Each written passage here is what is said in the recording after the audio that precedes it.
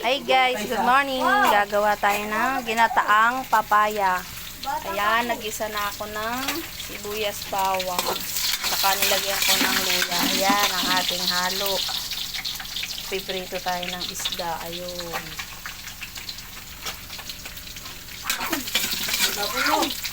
Ayan.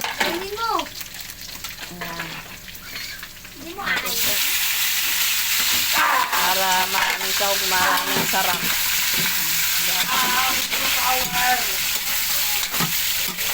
Yan. Sarap ang ating ginataang papaya.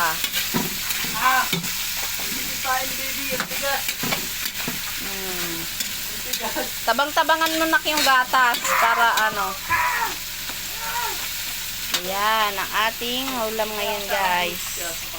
Hi guys, welcome to my guys. Yan, ginataang papaya for today's video. Happy Wednesday guys.